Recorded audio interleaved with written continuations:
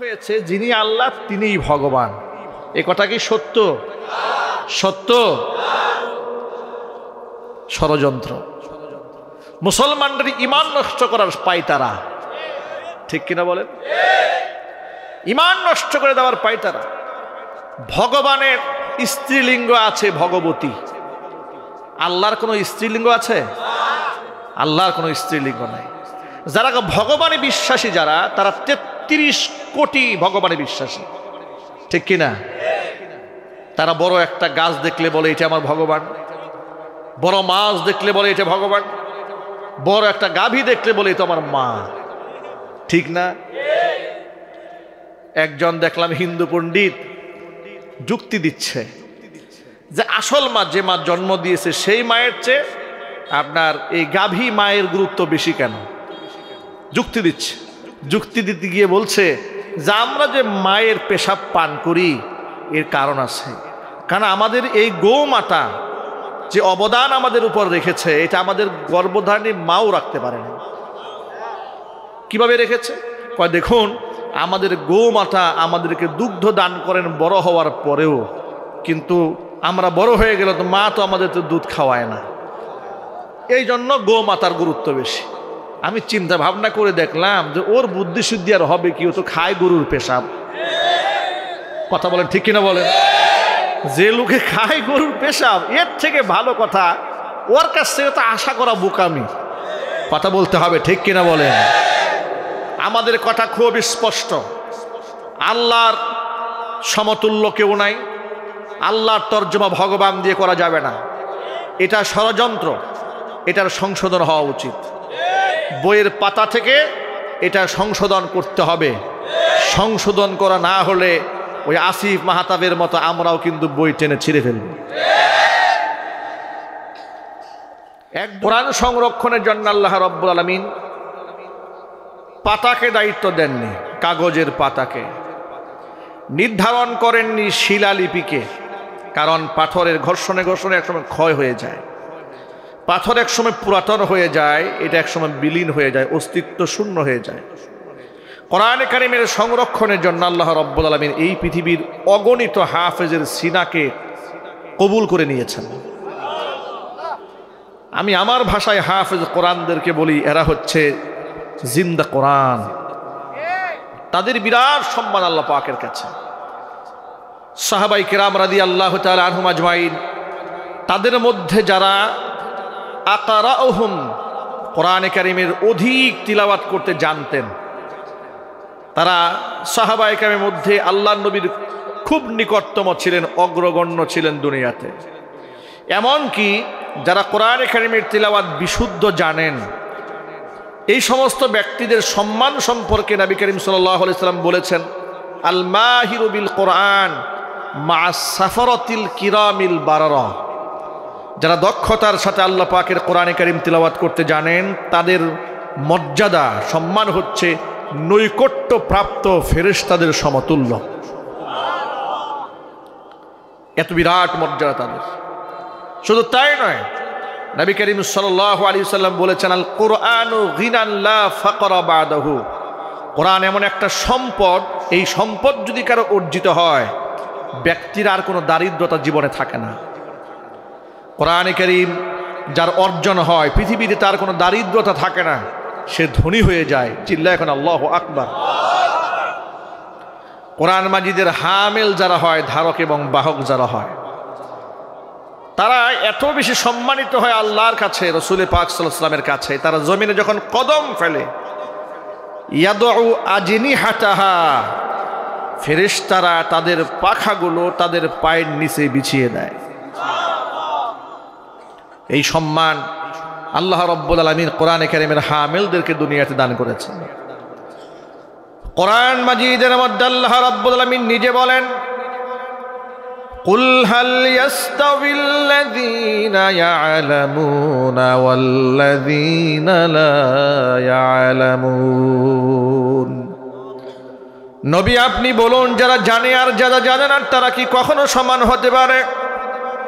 কোনো দিন তারা সমান হতে পারে না। যাদেরকে কোরআনের ইলম দান করা হয়েছে তাদের সম্মান অনেক উপরে।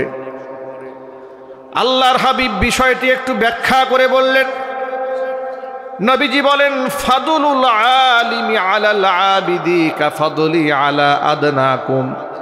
ও আমার সাহাবীরা, তোমাদের সাহাবীদের ভিতরে একেবারেই নিম্ন তবকার সাহাবীর উপরে আমি নবীর মর্যাদা যেমন, আমার উম্মতের সাধারণ মানুষদের উপরে, আবেদদের উপরে একজন আলেমের মর্তবা আল্লাহর কাছে ঠিক তেমন। সুবহানাল্লাহ বলবেন না? একটু ভলিউম দেন, হালকা একটু ভলিউম বাড়াই দেন। আওয়াজ ঠিক আছে মাশাআল্লাহ, একটু ভলিউম দিয়ে দেন যাতে একটু দূর থেকে কথা বলা যায়। নবী করিম সাল্লাল্লাহু আলাইহি সাল্লাম বলেননি যে তোমাদের মধ্যে সবচেয়ে উন্নত মানের সাহাবীর সাথে আমার কম্পেয়ারটা যেমন। আপনারা বলেন তো, পৃথিবীর সব সাহাবীর মর্যাদা কি সমান ছিল? জোরে বলুন। কিছু কিছু সাহাবী তো এমন ছিল যাদের ব্যাপারে নবী করিম সাল্লাল্লাহু আলাইহি সাল্লাম জান্নাতের সুসংবাদ দান করেছেন। কোন কোন সাহাবীর ব্যাপারে আল্লাহর নবী সাল্লাল্লাহু আলাইহি সাল্লাম সরাসরি বলেছেন, আনতা ফিল জান্নাহ, তুমি সরাসরি আল্লাহ পাকের জান্নাতি, এভাবেও বলেছেন। সুতরাং আল্লাহর হাবিব বলছেন, ও সাহাবীরা, তোমাদের মধ্যে একেবারে উন্নত গ্রেটের সাহাবী যারা, তাদের সাথে নয়, একেবারে আদনা সাহাবী, একেবারে ন্যূনতম সাহাবী যে আছে তার উপর আমি নবীর মর্তবা যেমন, ঠিক অনুরূপভাবে আবেদ যারা, মুসল্লি যারা, তাদের উপরে একজন আলেমের মর্তবা আল্লাহর কাছে ঠিক তেমন। বিরাট বড় মর্যাদার প্রতীক। আল্লাহর হাবিব সাল্লাল্লাহু আলাইহি সাল্লামের একজন বিখ্যাত সাহাবী ছিলেন, তার নাম ছিল উবাই ইবনে কাব রাদিয়াল্লাহু তাআলা আনহু। ইন্নাহু কানা মিন আশহুরি কুত্তাবিল ওয়াহী। এই পৃথিবীতে কোরআন নাজিল হওয়ার সাথে সাথে যারা লিখে কোরআনে কারীমকে সংরক্ষণ করেছেন আল্লাহর নবীর নির্দেশে, তাদের মধ্যে বিখ্যাত একজন সাহাবীর নাম উবাই ইবনে কাব। তিনি নিজ হাতে কোরআনে কারীম লিখে লিখে সংরক্ষণ করতেন। একদিন আল্লাহর হাবিব উবাই ইবনে কাবকে ডেকে বলেন, ও উবাই শোনো, আমারনি আন আকরা আলাইকা লাম ইয়াকুনিল্লাযীনা কাফারু মিন আহলিল কিতাব। ও উবাই শোনো, আল্লাহ রাব্বুল আমিন আমাকে হুকুম করেছেন আমি যেন তোমাকে সূরা বাইয়িনা তেলাওয়াত করে শোনাই। এ কথা শুনে উবাই ইবনে কাব অবাক বিস্ময়ে নবীজি সাল্লাল্লাহু আলাইহি সাল্লামকে প্রশ্ন করলেন, ইয়া রাসূলুল্লাহ, ইয়া হাবিবাল্লাহ, আপনি যে বললেন আমাকে আল্লাহ কোরআন শোনাতে বলেছেন, আল্লাহ কি আমার নাম তার জবানে উচ্চারণ করেছেন? আওয়া সাম্মানি ইয়া রাসূলুল্লাহ, ও আল্লাহ রাসূল, আল্লাহ কি তার পবিত্র জবানে আমার নাম উচ্চারণ করেছেন? আল্লাহর হাবিব বললেন, নাম। হে উবাই, আল্লাহ তোমার নাম ধরে বলেছে আমি যেন তোমার কোরআন শরীফ শোনাই। এই সম্মানের অধিকারী তিনি কেন হলেন শোনেন। উবাই ইবনে কাব ইন্নাহু কানা মুআল্লিমাল কোরআন। উবাই ইবনে কাব আল্লাহ পাকের কোরআনের শিক্ষক ছিলেন। আল্লাহ পাক তার মর্যাদা বাড়িয়ে দিয়েছেন। উবাই ইবনে কাব কোরআনে কারিমে লিখে লিখে সংরক্ষণ করেছেন, আল্লাহ পাক তার সম্মান বাড়িয়ে দিয়েছেন। এই উবাই ইবনে কাব হচ্ছেন সেই সাহাবী, আল্লাহর হাবিবের ইন্তেকালের পরে মসজিদে নববীতে নবীজির জায়নামাজে দাঁড়িয়ে পিছনে মুসল্লিদেরকে রেখে উমর রাদিয়াল্লাহু তাআলা আনহুর সময়ও, আবু বকর সিদ্দিক রাদিয়াল্লাহু তাআলা আনহুর সময়ও জামাত করে করে তারাবির নামাজের যিনি ইমামতি করেছেন তিনি হচ্ছেন উবাই ইবনে কাব রাদিয়াল্লাহু তাআলা আনহু। এই কোরআন শরীফের প্রথম সারির হাফেজ কোরআন। জোরে করে আল্লাহু আকবার। কোরআনে কারীম মুখস্থ করলে সম্মান আছে না নাই? কোনো ব্যক্তি যদি শুধু না বুঝেও পড়ে, মান ক্বারা হারফাম মিন কিতাবিল্লাহি ফালাহু বিহি হাসানা ওয়াল হাসানাতু বিআশরি আমসালিহা। নবী করিম সাল্লাল্লাহু আলাইহি সাল্লাম বলেছেন, কোরআনে কারীমের যদি একটা হরফ কেউ তেলাওয়াত করে আল্লাহ পাক তার আমলনামায় একটা নেকি দান করেন। তবে ওয়াল হাসানাতু বিআশরি আমসালিহা, একটা নেকি এক জায়গায় থাকে না, আল্লাহ 10 গুণ বাড়িয়ে আল্লাহ পাক একটা 10টা নেকি বানায় দেন। আল্লাহর নবী আরেকটু ব্যাখ্যা করে বলেন, লা আকুলু আলিফ লাম মিম হারফুন। নবীজি আরেকটু ব্যাখ্যা করে বলেন, আমি এ কথা বলি না যে আলিফ লাম মিম একটা হরফ, বরং আলিফুন হারফুন লামুন হারফুন মিমুন হারফুন, এর মানে কোনো ব্যক্তি যদি শুধুমাত্র পড়ে আলিফ লাম মিম, মাত্র 3টা হরফ সে উচ্চারণ করেছে, এর দ্বারা আমলনামা আল্লাহ পাক তাকে 30টা নেকি দান করে দিবেন। আর জোরে কোন আল্লাহু আকবার। কোরআনে কারীম যদি কেউ বুঝে তেলাওয়াত করে তাহলে তো শোনায় সোহাগা, না বুঝেও যদি কোরআনে কারীম তেলাওয়াত করে, যেহেতু এটা সাধারণ বইয়ের মতো নয়, এটা আল্লাহ পাকের মহান কালাম, এটা না বুঝেও যদি কেউ তেলাওয়াত করে আল্লাহ পাক আমলনামার মধ্যে সওয়াব লিখে দেন। বুঝে পড়লে তো শোনায় সোহাগা, দুধে আলতা, অসাধারণ কথা এটা যদি ব্যক্তি বুঝে পড়ে। কিন্তু কোরআন এমন একটা কিতাব, এটা যদি না বুঝে পড়লেও সওয়াব হয়। যদি কোরআনে কারীমকে না খুলে শুধু ভালোবাসে, এতেও কোরআনে কারীমকে মুহাব্বত করার কারণে ব্যক্তি সওয়াব প্রাপ্ত হয়। মসজিদে কুবা, এখানে নবী করিম সাল্লাল্লাহু আলাইহি সাল্লাম একজন ইমাম নিয়োগ করেছিলেন। মসজিদে কুবাতে যিনি নামাজ পড়াতেন, আল্লাহ নবী সাল্লাল্লাহু আলাইহি সাল্লামের পক্ষ থেকে একজন সিলেক্টেড ইমাম সাহেব সাহাবায়ে কেরামের মধ্য থেকে রাসূল নির্বাচন করে দিয়েছিলেন। তিনি সব নামাজে 2টা পাঠ থাকে, প্রথম রাকাত এবং দ্বিতীয় রাকাত। তো ইমামতি করতে গিয়ে যখন জেহরি কিরাত পড়েন, যখন তিনি যেমন মাগরিবের নামাজ, ইশারের নামাজ, ফজরের নামাজ, তিনি কি করেন, 3 ওয়াক্তের নামাজে তিনি প্রত্যেক নামাজে দ্বিতীয় রাকাতে সূরা ইখলাস তেলাওয়াত করেন। এই সাহাবী কম্পালসারি এটা পড়বেন। প্রথম রাকাতে তিনি ভিন্ন একটা সূরা পড়েন, এবার দ্বিতীয় রাকাতে সূরা ইখলাস পড়েন, অন্য কোনো সূরা তিনি দ্বিতীয় রাকাতে পড়েন না। এখন পেছনে যারা তারা পেছনে নামাজ পড়ে, এখন মুসল্লিদের তো বিভিন্ন রকমের রুচি আছে, কথা বলেন ঠিক কিনা বলেন? মুসল্লিদের একটা রুচির ব্যাপার আছে না? এই যে রমজান মাসে দেখবেন তারাবির নামাজের গোটা বাংলাদেশে ইন্টারভিউ কল করা হয়। খুব সুমিষ্ট কণ্ঠের অধিকারী যারা, তাদের পেছনে মানুষ নামাজ পড়তে খুব তৃপ্তি অনুভব করে। কণ্ঠ কার দেওয়া নেয়ামত? জোরে বলেন। আপনি আপনাকে আল্লাহ যতটুকুন কণ্ঠ দিয়েছেন, আপনি আল্লাহর কোরআনকে ঠিক ওই কণ্ঠ দিয়েই যতটুকুন সম্ভব সুর দিয়ে পড়ার চেষ্টা করবেন। নবী করিম সাল্লাল্লাহু আলাইহি সাল্লাম বলেছেন, মাল্লাম ইয়াতাগান্না বিল কোরআন ফালাইসা মিন্না, যেই ব্যক্তি কোরআনে কারীম সুর দিয়ে পড়ে না, সেই ব্যক্তি আমি নবীর অন্তর্ভুক্ত নয়। এই হাদিসের 2টা তরজমা মুহাদ্দিসিনে কেরামরা করেছেন। মাল্লাম ইয়াতাগান্না বিল কোরআন, এর একটা তরজমা হচ্ছে যে সুর দিয়ে কেউ যদি কোরআন না পড়ে, সেই ব্যক্তি আমি মুহাম্মদ সাল্লাল্লাহু আলাইহি ওয়াসাল্লামের অন্তর্ভুক্ত নয়। আরেকটা হচ্ছে যে কেউ যদি কোরআনকে পাওয়ার পরে দৌলতমন্দ নিজেকে মনে না করে, কোরআন পাওয়ার পরেও নিজেকে ফকির মনে করে, ধনী মনে করে নাই, ওই MBBS ডাক্তারকে নিজের চেয়ে আরো অনেক বড় মনে করেছে, এমন লোক আছে না নাই? আপনার মনে রাখা উচিত, আপনার সিনার মধ্যে যদি কোরআন থাকে, পৃথিবীর সমস্ত ডিগ্রির চেয়ে আপনার মূল্য মর্যাদা আল্লাহর কাছে অনেক বেশি। কথা বলতে হবে ঠিক কিনা বলেন? হাফেজ সাহেবরা কোরআনে কারীম সুর দিয়ে তেলাওয়াত করেন। সুরের তেলাওয়াতের বিরাট মর্তবা আছে, মর্যাদা আছে। নবীজি সাল্লাল্লাহু আলাইহি ওয়াসাল্লাম নিজেও সুর করে কোরআন পড়তেন। যখন আল্লাহু আকবার। সামনে রমজান মোবারক আসতেছে, রমজানে তারাবি নামাজ পড়ার নিয়ত আছে ইনশাআল্লাহ? কার কার নিয়ত আছে? সূরা তারাবি না খতম তারাবি? কয় রাকাত? জোরে হাত নামান। নামাজের মধ্যে কোনো প্রকারের তাড়াহুড়ো চলবে না। তাদিল আরকান এবং তার তিলুল কোরআন দুটোই থাকতে হবে। একে রুকু সেজদার মধ্যে যেমন ভাব গাম্ভীর্য থাকতে হবে, সাথে সাথে তিলাওয়াতের একটা মজা আছে, নাই? কথা বলে না নাই? তিলাওয়াতের মজা আছে। আমি একেবারেই ছোটবেলা থেকে তারাবির নামাজ পড়াইতাম। ধানমন্ডি জামে মসজিদে পড়িয়েছি, কোনাবাড়ি পশ্চিমপাড়া মসজিদে পড়িয়েছি ছোটবেলাতে। এরপরে টাঙ্গাইলে কুর্নি বাস স্ট্যান্ড জামে মসজিদে পড়িয়েছি, বুটবাজার কেন্দ্রীয় শাহী জামে মসজিদে পড়িয়েছি। এরপরে বাংলাদেশের অনেক জায়গাতে যখন সুযোগ হয়েছে নামাজ পড়িয়েছি আলহামদুলিল্লাহ। আমার মনে আছে ঢাকাতে ধানমন্ডিতে যে বছর আমি তারাবির নামাজ পড়াই, তো মানুষ আমাকে খুব মহব্বত করত। নামাজ পড়ার জন্য অনেক দূর দারাজ থেকে লোকজন জমা হতো মসজিদে।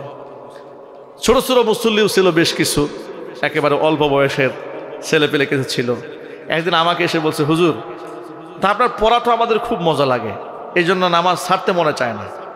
কোনো নামাজই আমরা বাদ দিই না আপনার পেছনে, বিশেষ করে তারাবির নামাজ যেন ভুলেও মিস না যায়। কিন্তু আজকে একটু ঝামেলা হয়ে গেছে। কি ঝামেলা? যে আজকের নামাজটা একটু তাড়াতাড়ি পড়ানোর ব্যবস্থা করা যায় কিনা। আমি বললাম কারণটা কি বলেন তো? বলে কারণটা হলো হচ্ছে টিভিতে একটা নাটক আছে, এখন এমন একটা টাইমে নাটকটা পড়েছে, এখন কি নামাজেও মন বসতেছে না, আবার নামাজ ছাড়তেও মন চাচ্ছে না। সুবহানাল্লাহ। আমি বললাম কি আজীব ব্যাপার। সে বলে আপনি একটু তাড়াহুড়া করে নামাজটা ছাড়লে কি হবে, আমি নামাজটাও পড়ে ফেললাম, আর বাসায় গিয়ে যে নাটক দেখার যে পর্বটা আছে এটাও আমি পেয়ে গেলাম। এই জন্য অনেক সময় যারা নামাজ পড়ান তাদেরকে মুসল্লিরা খুব চাপ দেয়, হুজুর একটু তাড়াহুড়া করে পড়েন। এটা কি করা যাবে? সামান্য একটুখানি তেলাওয়াত আমি শোনাই। বিভিন্ন মসজিদে এখন বর্তমানে তারাবির নামাজের তেলাওয়াতের তো একেবারেই বেদশা হয়ে যাচ্ছে। এমন অবস্থা হয়েছে যে যে মসজিদে যত তাড়াতাড়ি খতম শেষ হয় ওই মসজিদে মুসল্লি বেশি। কথা বলুন ঠিক কিনা? এটা অত্যন্ত দুঃখজনক এবং পরিতাপের বিষয়। নামাজের মধ্যে যদি আপনি খুব ভালোবেসে তিলাওয়াত করেন আর পিছনে মুসল্লি যদি খুব আদবের সাথে মহব্বত নিয়ে শোনে, তাহলে দেখবেন যে খতমে তারাবির নামাজের যে একটা তরঙ্গ, এর যে একটা মজা, এই মজা একবার যে পেয়ে যাবে তাকে যদি গুলিও করেন সে নামাজ বাদ দেবে না, যেটা সাহাবায়ে কাম পেয়েছেন। আউযু বিল্লাহি মিনাশ শাইতানির রাজীম। বিসমিল্লাহির রহমানির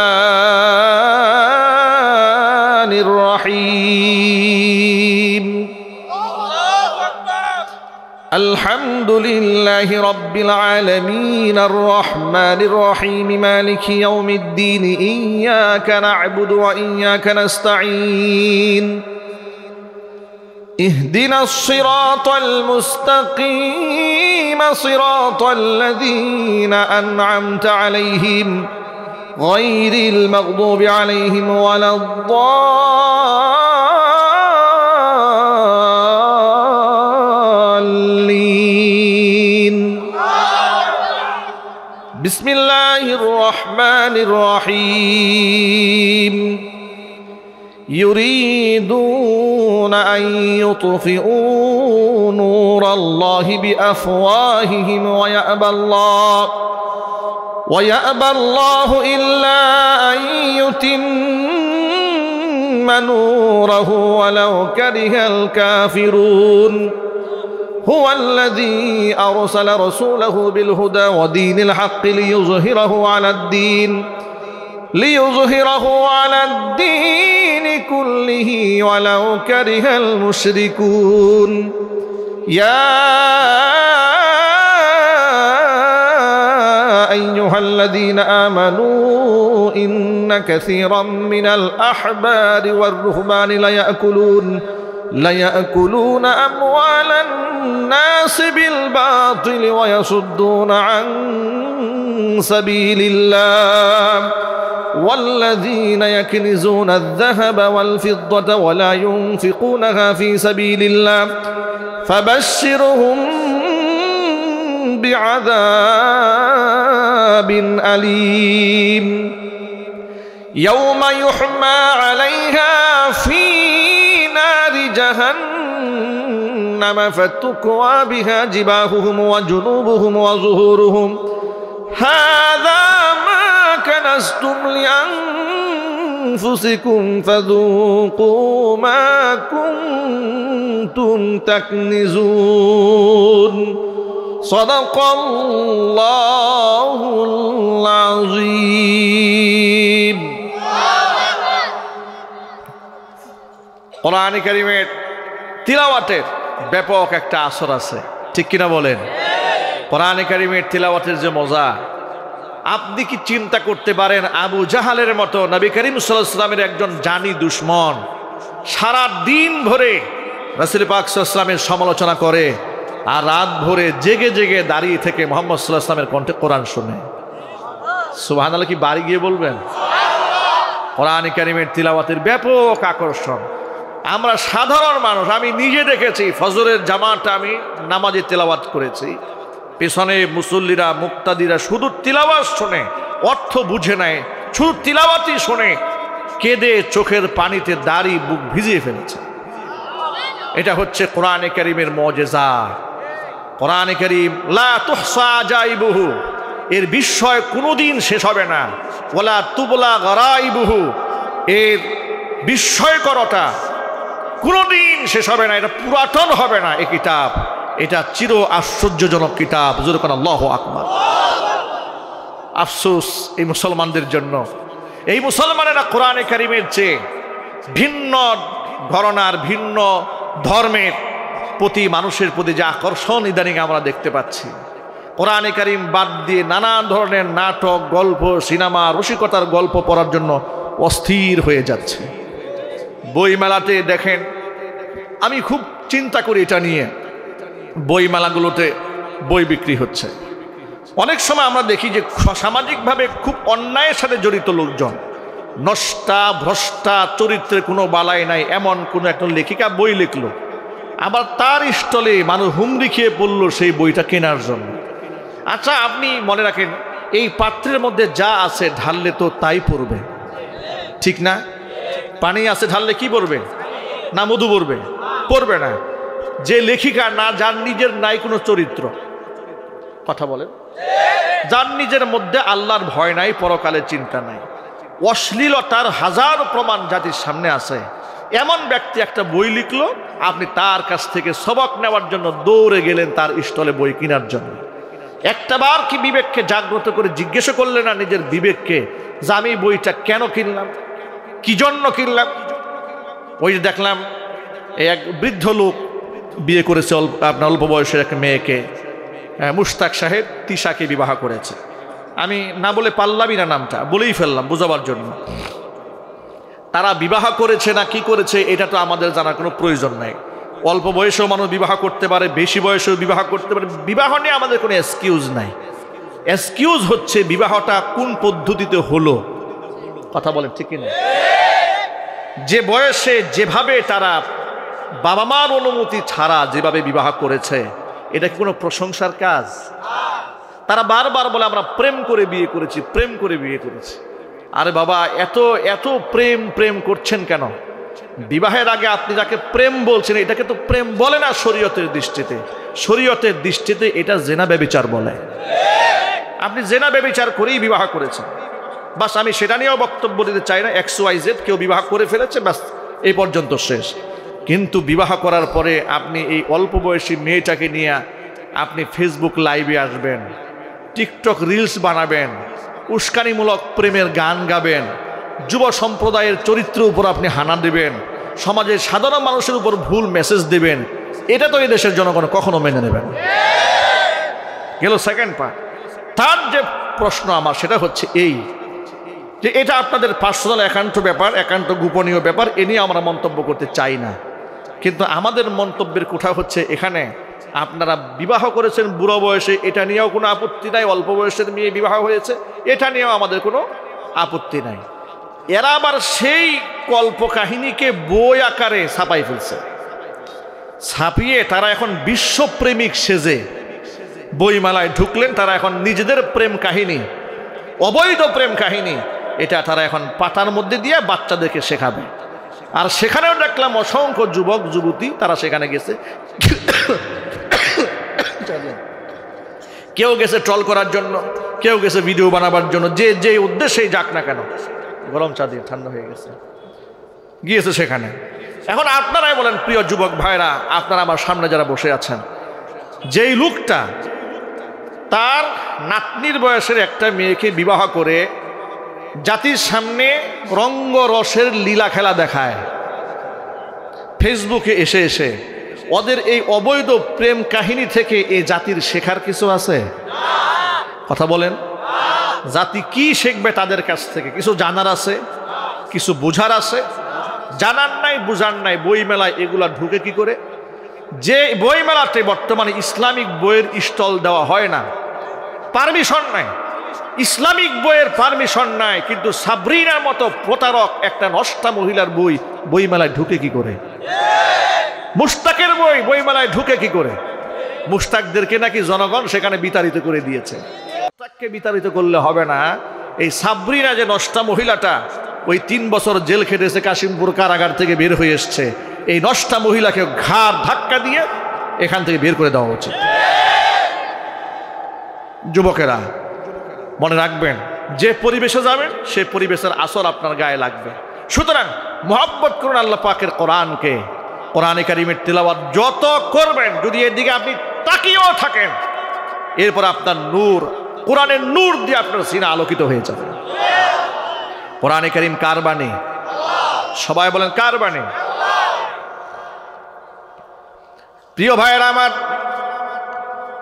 কোরআন মাজিদের মুজিজা আছে, এর বিষয় কোনোদিন শেষ হবে না। এটা আল্লাহ পাকের বড় দামি নিয়ামত। এটাকে মূল্যায়ন করুন, এটাকে দান দিন, এটাকে ভালোবাসুন।